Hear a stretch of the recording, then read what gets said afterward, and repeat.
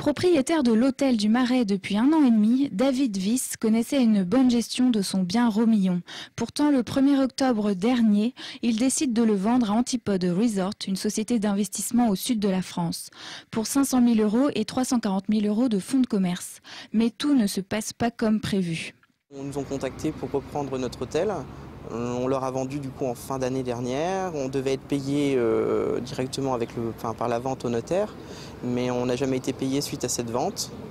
Et la société qui nous a repris a été en liquidation, en redressement à partir de janvier et après en liquidation peu de temps après. Vu la situation, ce Romillon décide de récupérer son hôtel. Il a proposé de l'argent à Antipode Resort, mais c'est le tribunal d'Antibes qui gère le dossier. Et à chaque fois, la partie adverse a refusé, préférant fermer l'établissement. Depuis 6 mois qu'on essaye de le reprendre, on a essayé de proposer de l'argent, on a essayé de le reprendre auprès du tribunal, parce que c'est le tribunal d'Antibes qui s'en occupe, avec le liquidateur Maître Gauthier Somme.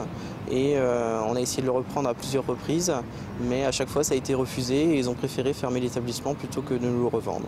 En tout, ce sont 7 employés qui se retrouvent aujourd'hui au chômage. La révolte et l'incompréhension se font sentir. Actuellement, on est sans emploi, moi et mon épouse. Les salariés sont sans emploi.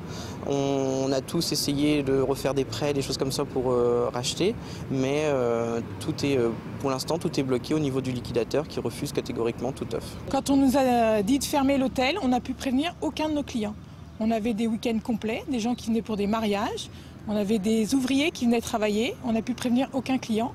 Ils se sont retrouvés devant porte close. La situation est aujourd'hui très délicate. David Wyss doit verser 3 800 € chaque mois pour le remboursement de son crédit, alors qu'il n'est même plus propriétaire et les salariés aujourd'hui au chômage n'ont toujours pas reçu leur salaire. Tous attendent une réponse de la justice.